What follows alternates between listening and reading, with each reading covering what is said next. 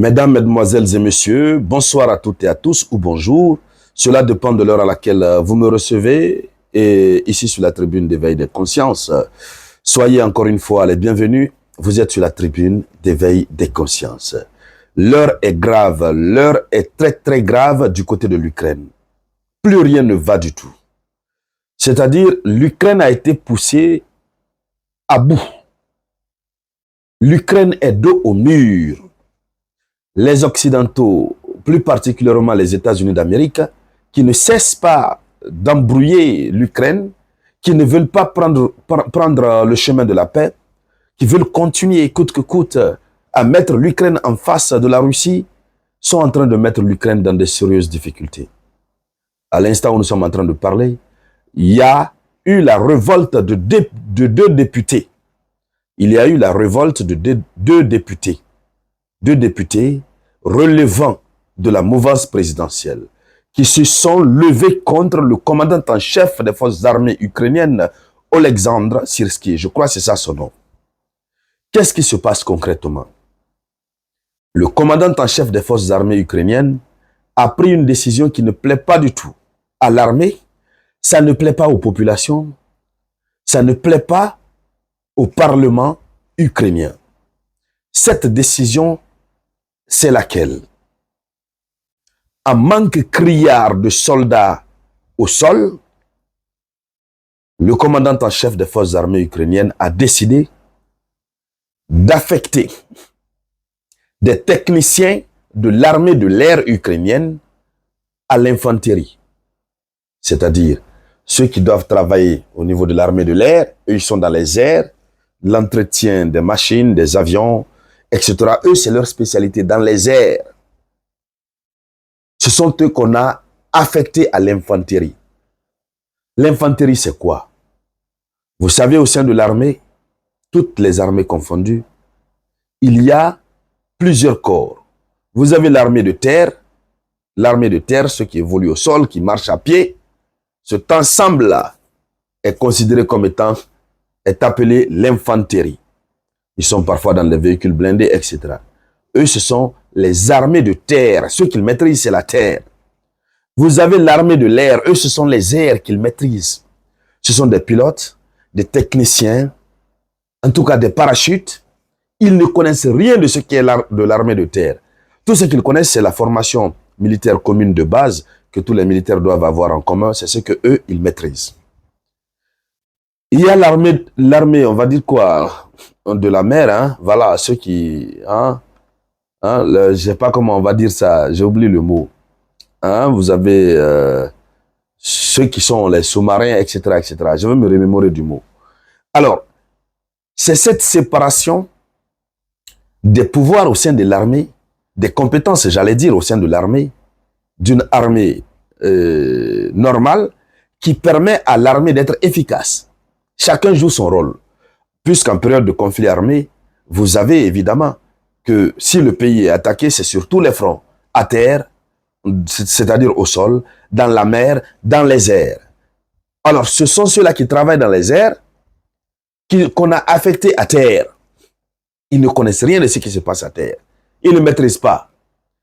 Alors, pourquoi le commandant en chef a pris cette décision? Et quels sont ses impacts négatifs, j'allais dire, et qu'est-ce que cela représente pour l'Ukraine? Dames et messieurs, dans le cadre de cette vidéoconférence, c'est bien sûr de cela que nous allons parler. Mais comme d'habitude, avant d'aller dans les profondeurs de la vidéoconférence, je vous demande humblement de la partager. Partagez la vidéoconférence au maximum, partagez-la partout où vous pouvez, partagez tant que vous pouvez. C'est de cela qu'il s'agit. Voilà. Que ce soit sur WhatsApp, Messenger, mais surtout, mettez beaucoup de j'aime. Et n'oubliez pas toujours de mettre notre slogan politique en commentaire. Voilà. Alors, qu'est-ce qui se passe? Et il faut dire que il y a une vidéo qui a été diffusée sur Telegram. Une vidéo enregistrée par les techniciens de l'armée de l'air eux-mêmes. Dans cette vidéo, ces techniciens de l'armée de l'air dénoncent l'acte qui a été pris par le commandant en chef Oleksandr Syrski, le général Oleksandr Syrski, l'acte qui les fait quitter de l'armée de l'air pour les affecter à l'armée de terre pendant qu'ils ne maîtrisent rien. Donc, selon les informations officielles, nous avons que les forces ukrainiennes, les forces des armées ukrainiennes traversent une période critique, comme le témoigne la vidéo dont nous sommes en train de parler, qui montre des techniciens de l'armée de l'air dénonçant leur transfert vers l'infanterie. Et cette situation concerne potentiellement 5000 personnes. Je vous dis 5000 personnes. On les enlève de l'armée de l'air pour les envoyer à la terre. Et puis sans aucune formation, c'est pour aller directement au front. C'est-à-dire l'Ukraine est tellement en manque criard de soldats, l'Ukraine est tellement en manque criard d'armée, que l'Ukraine est obligée de procéder à une sorte de confusion de compétences. Et cette confusion de compétences qui entraîne des erreurs, puisque cela aura un impact suffisamment négatif. Alors, ils ont fini de mobiliser tous les jeunes. Ils ont fini de mobiliser toute la jeunesse, tout le peuple ukrainien presque. Ils les mobilisent. Entendez par mobilisation, recrutement.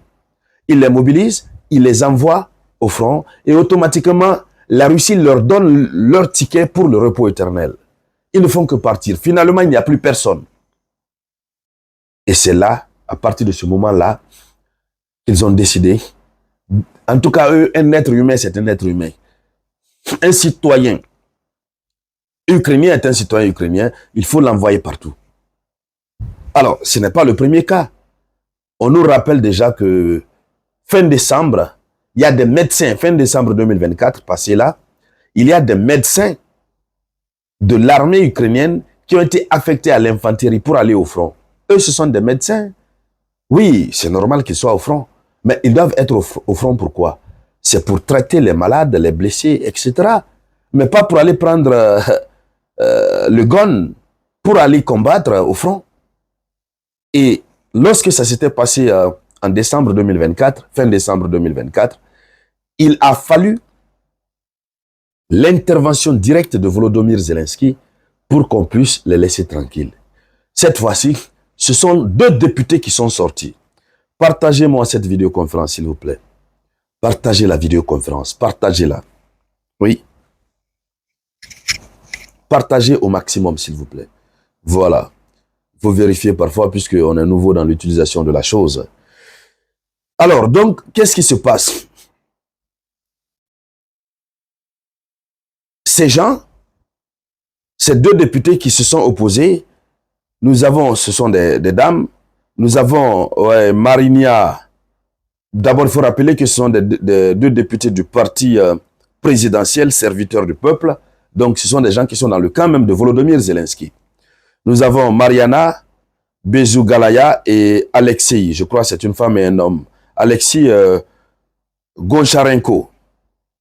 Ces 2 ont vivement critiqué cette décision du commandant Oleksandr Syrski. Et l'état-major ukrainien a quand même dû reconnaître, hein, l'état-major ukrainien a reconnu que cette mesure est forcée. Alors, mais l'état-major a tenté de rassurer qu'ils vont maintenir les spécialistes essentiels pour l'entretien des avions. Puisque les deux députés, leur critique était fondée sur quoi? Ces 2 députés critiquaient le fait que, pas parce qu'on envoie ces gens-là dans un domaine où ils n'ont pas de compétences, mais le fait que ces gens-là, leur départ, va laisser un vide dans l'armée de l'air qui va s'occuper de l'entretien des avions. Donc, ils ont donc décidé, le chef d'état-major a décidé de les rassurer que non, on va maintenir certaines personnes qui vont prendre soin de l'entretien des avions. Alors donc, ce qu'il faut faire remarquer, c'est que ce sont des gens, les 5000 personnes de l'armée de l'air, et parmi eux, nous avons ceux qui maintiennent les chasseurs MiG-29. Alors c'est pourquoi cela soulève de graves inquiétudes. Qui va s'occuper de la maintenance des chasseurs MiG-29? Et de l'autre côté, c'est que dans les quelques jours à venir, nous avons que les Occidentaux ont annoncé l'arrivée très prochainement de ce qu'on appelle des chasseurs F-35. Voilà, non, les F-16. L'Ukraine s'apprête à recevoir des chasseurs F-16 occidentaux, dont la maintenance nécessite une expertise technique pointue et des standards spécifiques de l'OTAN. Et ce sont ces gens-là qui maîtrisaient, maintenant qu'on les envoie ailleurs. Donc, cela soulève une grosse question sur l'avenir de la défense aérienne ukrainienne à une période où la Russie ne fait que déverser sur le sol ukrainien tout le venin de son arsenal militaire aérien. Donc, voici ce qui est en train de se passer et cette réaffectation du personnel spécialisé de l'armée de l'air vers l'infanterie, ça fait couler assez d'encre et de salive. C'est une preuve que l'Ukraine est à bout. L'Ukraine ne peut plus tenir. Partagez-moi cette vidéoconférence. L'Ukraine ne peut plus du tout tenir. Mais elle continue de forcer la situation. Comment est-ce possible? Comment comprendre que des gens qui ont un domaine bien déterminé, au lieu de les laisser dans leur domaine, vous les prenez, vous les envoyez à l'infanterie. Mais ce n'est pas pour aller les sacrifier, mais parce que nous sommes dans l'armée. L'armée, c'est exécution avant discussion. Et cette situation, ce qui est en train de se passer, ça rappelle les propos de plusieurs commentateurs africains sur la question russo-ukrainienne, notamment la question ukrainienne. Beaucoup ont toujours dit et estimé que les Occidentaux, le plan que les Occidentaux ont établi, c'est que ils ont un contrat. L'Ukraine est déjà vendue. Et dans le contrat, il faut faire en sorte d'envoyer au repos éternel toute cette génération qui est là. Là, ceux qui viendront après, les plus petits, les bébés, ne sauront pas ce qui s'est passé. Et l'Ukraine continuera à appartenir aux États-Unis d'Amérique. Notamment quand je dis appartenir, c'est pas le territoire carrément, mais les richesses du sol et du sous-sol. Voici là la vérité. Sinon, si ce n'est pas l'ambition de vouloir sacrifier toute la génération actuelle, mais comment continuer à envoyer les gens au repos éternel comme ça? Ça finit, vous prenez les gens par là, vous les envoyez par là. Vous savez qu'ils iront au repos éternel puisqu'ils n'ont pas reçu cette formation. Comment comprendre? Pourtant, pour faire le pas vers la paix, c'est très facile. Et donc, mesdames, mesdemoiselles et messieurs, arrivé à ce niveau, je vais me limiter là pour ne pas prendre trop de votre temps. Voici ce qu'il avait à dire par rapport à ce sujet. Merci donc à toutes et à tous. Merci pour vos partages. Merci pour vos likes. Pour tous ceux qui ne sont pas encore abonnés, veuillez vous abonner. Ici, c'est la tribune d'éveil des consciences. Nous donnons l'information fiable, à temps réel, et nous décortiquons l'actualité à 180 degrés. Pour permettre à nos sœurs et frères de l'Afrique d'ouvrir les yeux, de comprendre les réalités de leur moment et de leur existence. Merci donc à toutes et à tous. C'était la voix de votre unique samouraï.